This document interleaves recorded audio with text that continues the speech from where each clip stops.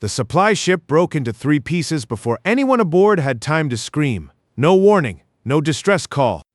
No sound at all out here, in a place where sound doesn't travel, just light, spreading slow and quiet across the dark, telling everyone watching that 32 people had stopped existing. The convoy's escort had powered down its forward shields 10 minutes earlier. That was the wrong part, not the attack, the relaxing. Someone aboard that ship had looked at an incoming signal, read it as routine, and told the crew to stand down, as if they'd been waiting for exactly this kind of contact and knew it wasn't a threat. They were wrong. Or maybe they weren't. Maybe someone somewhere had wanted it to look that way. High Warlord Drakon Ver watched the wreckage bloom across the display from the Onyx Tribunal, a war room carved from black stone so old it had stopped smelling like rock and started smelling like something colder. He did not smile. He did not need to.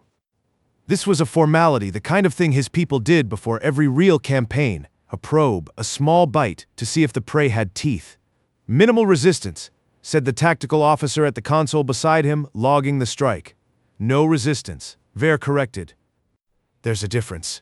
He had conquered systems for 300 years. He had never lost a fleet. He was 7 minutes away from losing one.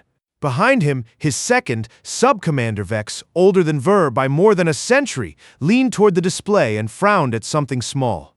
They aren't transmitting distress, she said. Not to us, not to anyone, because there's no one to hear it, Ver said. Or because they already told someone everything they needed to say. He didn't answer that. He should have. I wish I could tell you the silence ended there. It didn't. Stay close. 700 light-years away, in a bunker cut into a Norwegian fjord, Admiral Soren Wren was 31 years into a plan nobody outside his command structure had ever heard of. He reached for his mug, pale gray, a hairline crack near the rim, faded black letters that read World's Okayest Admiral, and took a slow sip. The coffee had gone cold 3 hours ago. He drank it anyway. Lieutenant Commander David Kim stood at the far console watching a report load one line at a time. He didn't turn around when he spoke. Ma'am, sir, they hit a supply convoy. 32 confirmed. A pause. Colonel O'Brien's last transmission is 47 seconds long. Wren set the mug down without looking at it. Play it. The recording was mostly static and breathing, then a voice, steady in a way that took real effort. Not begging, not afraid. Or not only afraid. She Shepherd Protocol, O'Brien said, and the transmission ended. Wren stood very still for exactly as long as it took to finish that sentence in his own head. Then he tapped 3 fingers against the edge of his console once, twice, 3 times, an old habit from his years reading raw sensor data before anyone trusted him with a fleet. Activate the Shepherd Protocol, he said. Kim's hands stopped over the console. Sir, that plan is 31 years old. It's been ready for 31 years, Wren said. That's not the same as never.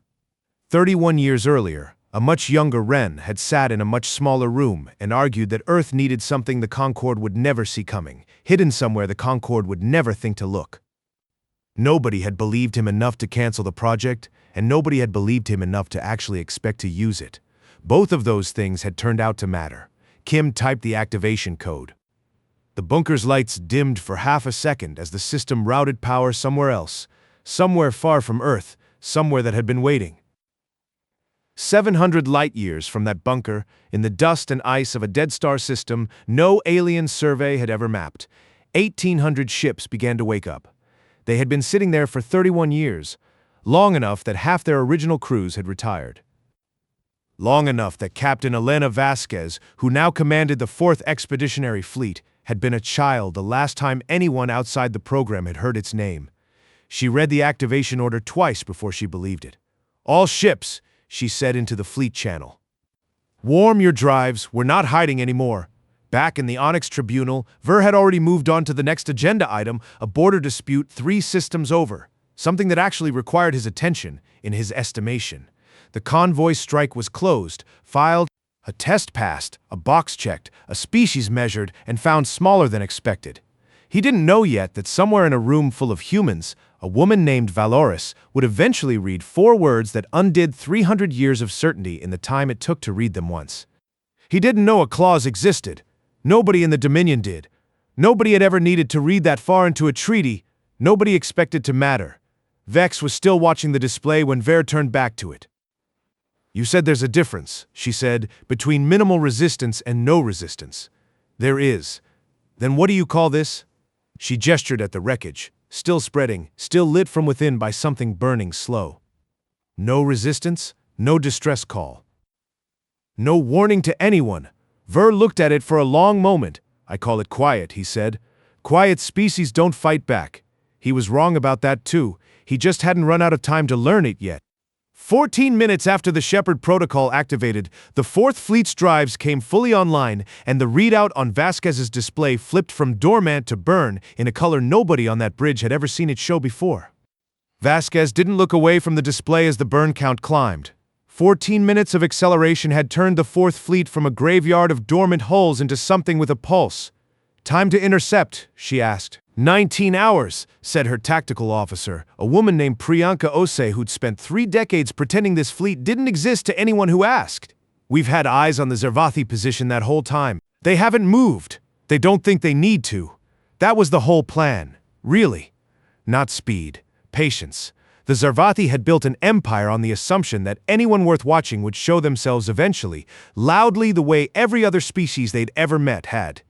Nobody had told them that somewhere out past a nebula, nobody had bothered to survey. A fleet had spent 31 years learning to be still. Ose glanced at a secondary readout and went quiet in a way Vasquez had learned to notice. "What?" Cross-referencing the strike pattern from the Convoy. "It matches Vex's old campaigns, 3 of them. She runs probe attacks before every real push. If this was a probe, then there's a real push coming behind it." Vasquez finished the thought for her. Quietly. Back in the Onyx Tribunal, the border dispute, Ver had turned his attention to resolved itself in less time than it took to properly consider it. A neighboring warlord backed down the moment the Dominion's flag entered the conversation. "Which means somewhere, there's a second Zarvathi force we haven't found yet." Nobody said anything for a moment. The bridge held that particular kind of silence that comes from everyone doing the same math and not liking the answer. "Keep looking," Vasquez said. "The way every dispute like it always did." Ver signed the order and moved to the next item on a list that no longer included the human convoy at all. Vex hadn't moved to the next item. She was still standing near the main display, arms folded, watching a section of space that showed nothing but the dead relic sector where 300 Zarvathi ships sat at anchor, resupplying, waiting for the rest of the campaign to catch up to them. "You're still on this," Ver said. It wasn't a question. The humans transmitted something before the convoy went dark. We caught the tail end of it. Encrypted. Distress calls are always encrypted. It's a formality. It wasn't addressed to a rescue channel, Vex said. It was addressed to a fleet designation. One we don't have on file. Ver finally turned to look at her fully. 4 eyes, 2 built for depth, and 2 for heat, all 4 narrowing the same way. "You think they have ships?" "I think a species doesn't build a designation for a fleet that doesn't exist.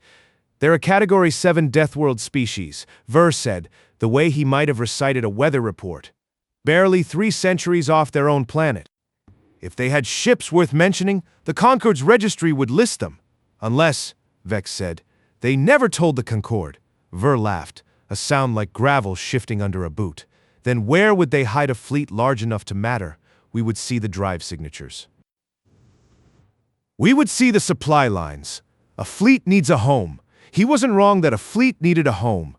He was wrong about how long a species could go without needing to feed one, if it had spent 3 decades quietly forgetting the fleet existed at all. 19 hours pass the way 19 hours pass when one side knows exactly what's coming and the other side is resupplying, running drills, writing reports that would never be read by anyone who mattered.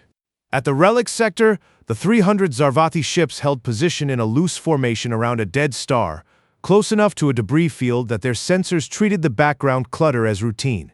Nobody flagged the handful of readings that didn't quite match the noise pattern. Nobody was looking for a fleet that, as far as anyone in the Dominion knew, had never existed. The Fourth Fleet had been sitting inside that debris field for 4 days, close enough to read hull markings, patient enough not to. "Fleet-wide silent running until my mark," Vasquez said, 20 minutes out. Kim's voice came through on a relay channel from Earth, half a second delayed. "Command copies. Ren says a pause. Someone relaying words exactly as given. No warning. No hesitation. Confirm and disengage cleanly." "Copy that," Vasquez said, and meant it as more than acknowledgement. She thought for a moment about Colonel O'Brien, whom she'd never met, whose last transmission she'd heard exactly once and would carry for longer than that.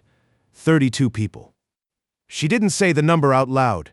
She didn't need to. Everyone on that bridge already had it. At 0531 UTC, she gave the order. The Fourth Fleet didn't announce itself. It simply stopped hiding. 1,800 ships dropping their concealment at once, the debris field around them suddenly full of hulls where a moment ago there had been only rock and ice. On the Zarvati flagship, the tactical officer said impossible 3 times before he managed to say anything else. Ver received word of it 40 seconds later, back in the Onyx Tribunal, in the middle of a sentence about a supply requisition he would never finish. "Say that again," he said. "A fleet, warlord, encircling our position. Our sensors are reading, warlord. They're reading numbers that don't make sense for a species that's never fielded a fleet before. How many ships?" The officer's voice thinned out to almost nothing. "All of them, warlord. However many there are. All of them are here." Vex didn't say "I told you so." She didn't need to say anything at all. Her expression did it for her, and for the first time in 3 centuries, Ver found he didn't have an answer ready. He would have 4 minutes to find one. That was longer than most of his ships would get. 3 minutes, Osei said, and her voice didn't waver, though her hands moved faster than her voice did. Vasquez watched the Zarvati formation try to organize itself and fail. 300 ships built for conquest. None of them built for this, surrounded, boxed in by a fleet that had spent 31 years learning silence and had just remembered how to be loud. "They're trying to break east," Osei said. Toward the debris field. Let them try. Vasquez didn't raise her voice either. Second wave closed the gap. On the Zarvati flagship, Ver had stopped asking his tactical officer for updates. The display told him everything faster than any voice could. Red dots, his ships bunching, scattering. Some of them simply stopping, which meant something had happened to the crew inside that no report needed to explain. "Signal the Dominion Fleet Reserve," he said. She watched white dots hold formation and red dots vanish in a pattern too precise to be called chaos. Picket ships first, then destroyers, then the 12 capital ships anchoring the Zarvati Center. "Tell them, warlord, the reserve is 4 days out." "Then tell them anyway." The engagement ran 7 minutes and 14 seconds by Vasquez's own count, though nobody on either side was counting anymore by the middle of it. Taken apart in an order that made it clear someone on the human side had planned exactly which ship needed to die in exactly which sequence. A transmission crackled through on an open channel, unencrypted, meant for anyone listening. A Zarvati voice, young, cut off almost before it started. "We are, nothing after that." Ver watched the channel go dead and didn't reach for it again. He stood in the Onyx Tribunal and watched the display for 2 full minutes without speaking, the way a man stands over a hole in the ground before he's ready to call it a grave. 0 surviving ships. He had 9,200 years of Dominion history telling him this was not possible. He had 0 answers for why it was. On Meridian Station, half a galaxy away by any measure that mattered, Admiral Soren Wren watched the same engagement end on a smaller display, in a smaller room, with none of the ceremony the Onyx Tribunal would have given it. He didn't smile. He didn't stand any straighter than he already had been standing. He reached for his mug, found it cold the way he'd left it 3 hours earlier, and took a slow sip anyway. "Kim," he said, "draft the Council's transmission. I'll write the response myself." Kim hesitated at his console. "Sir, there were 300 Zarvati ships. Call it 4,200 lives. Best estimate. Do we owe them an explanation?" Wren set the mug down without looking at it. "The explanation's already written. Section 12, paragraph 4. They just never bothered to read it." Kim didn't ask what that meant. He'd learn soon enough, along with everyone else. It took the Concorde 11 hours to convene an emergency session after the first garbled reports reached them, not from Earth, which hadn't sent anything yet, but from Dominion outposts 3 systems over, relaying panic in a dozen dialects that all meant the same thing. Something had happened to the fleet at the relic sector. Something had happened that shouldn't have been possible. High Adjudicator Seraphine Valoris convened the rotunda before Earth had said a single word. She was small, even for her species, just over a meter tall, hands built more for careful things than for war. The kind of presence that commanded a room by making everyone else feel like they were being careful around something breakable. She had presided over the Concorde for 30 years and had never once needed to raise her voice. She didn't raise it now. "We will wait," she told the assembled seats, 47 species rising in curved rows around a dome that showed nothing but cold, indifferent stars. "For a formal accounting." From Earth, it arrived 4 hours later. Not a fleet, not a demand, a single data packet transmitted through the Concorde's own diplomatic channel addressed to Valoris by name. She opened it alone, in a side chamber. The way protocol required for anything flagged as evidentiary, rather than ceremonial. The first file was surveillance footage, the Convoy, time-stamped, the moment of its destruction rendered in cold administrative clarity. 32 names scrolled beside 32 faces. The youngest was 24. She read each name. She did not skip any of them. The second file was audio, 47 seconds. A single line. 4 words sitting alone on an otherwise blank page, the kind of document formatted to look like nothing at all, which, she would come to understand, had been exactly the point of it 76 years earlier. A human voice, steady, saying 2 words she didn't yet understand and would understand completely within the hour. The third file was short, when nobody in that rotunda had thought a human clause was worth reading twice. Valoris read it once. She did not move for a long moment. Then she looked up toward the doorway that led back to the main chamber, where 47 species representatives were waiting for her to explain what Earth had said. The doorway was empty. So was the hallway beyond it. Word had already spread. Every delegate who could reach a copy of the original Accord of Quiet Passage had already left to find one. Scrambling through 76-year-old paperwork nobody had touched since the ink dried. She was alone in the rotunda with 4 words and a silence that hadn't existed there in 9,200 years. Word reached the rotunda floor within the hour. Every delegate who could produce a copy of the Accord of Quiet Passage had found one, and every copy said the same thing. Elder Thalrix of the Valith read it standing in the observation gallery, alone, the way he preferred to read anything that mattered. He remembered the drafting session decades ago, remembered the human delegation's quiet insistence on adding a clause about neutral space protections that nobody else in the room had thought worth arguing over. He remembered laughing about it afterward, over drinks, with colleagues long since retired or dead. Humans and their paperwork. Someone had said, they'll write a treaty longer than they'll ever need it to be. He had stopped laughing 47 minutes ago. Valoris was still in the side chamber when he found her. She hadn't moved from where she'd first read the 4 words. In front of her sat a plain cup of something that had gone cold without her noticing. She reached for it anyway, out of habit more than thirst, and set it back down without drinking. "You've seen it," Thalrix said. "I've seen it." Her voice was steady, the way it always was. Section 12, Paragraph 4. Any attack upon unarmed Terran vessels in designated neutral space constitutes an act of war requiring immediate full-spectrum response. No qualifiers. No exceptions for a founding member acting in good faith. They wrote it 76 years ago. They wrote it 76 years ago and waited, Valoris said, for someone arrogant enough to never read past page 11. Neither of them said Ver's name. Neither of them needed to. By the time the full council reassembled, the Zarvathi seat sat empty. Ver had not come, and word from Dominion channels suggested he would not be coming for some time, not exiled, not executed. Nothing so clean as either, simply set aside. A high warlord whose 3 centuries of certainty had become the single most expensive miscalculation in Dominion history, and an empire that could not decide whether to defend him or bury the whole affair and pretend the relic sector had never happened. He would live. He would keep his title, technically the way a monument keeps its plaque after the statue's been quietly removed. That was its own kind of sentence. On Meridian Station, Ren hadn't moved from his console in 6 hours. Kim brought him a fresh cup of coffee at some point and set it beside the chipped one without a word. Ren didn't touch the fresh one. He picked up the old mug instead, turned it once in his hand, and set it back down. "They're asking for a formal statement," Kim said.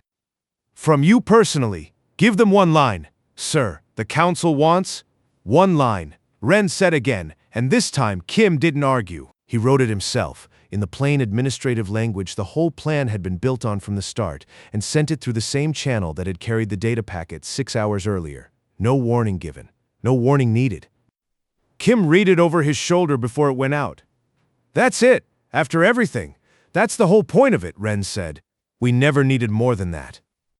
We just needed them to finally read what we already wrote, he thought, for the first time since the strike, about a young officer he'd approved for convoy duty 14 years ago, back when the Shepherd Protocol was still a theory nobody expected to test.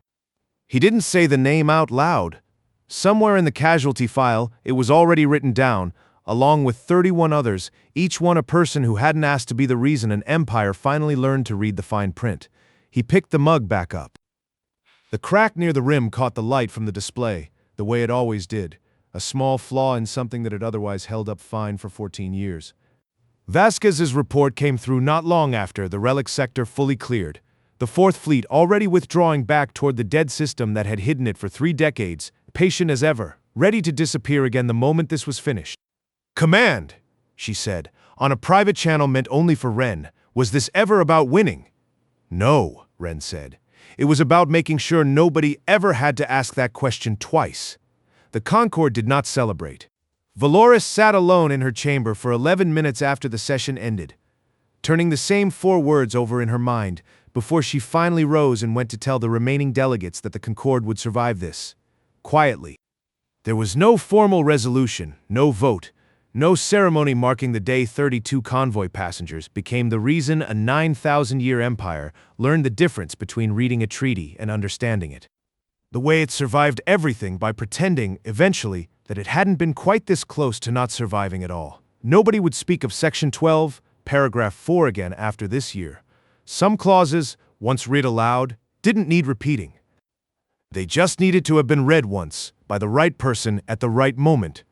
Ren stayed at his console until the last confirmation came through. Fleet secure, no further Dominion movement. Vasquez's ships already dimming their signatures back down to nothing.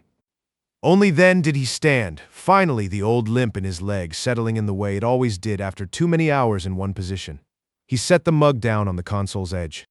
The hairline crack caught the light from the display one more time, a thin dark line running through 14 years of mornings that had mostly been ordinary, right up until the one that wasn't. He would drink from it again tomorrow. The galaxy would not be the same.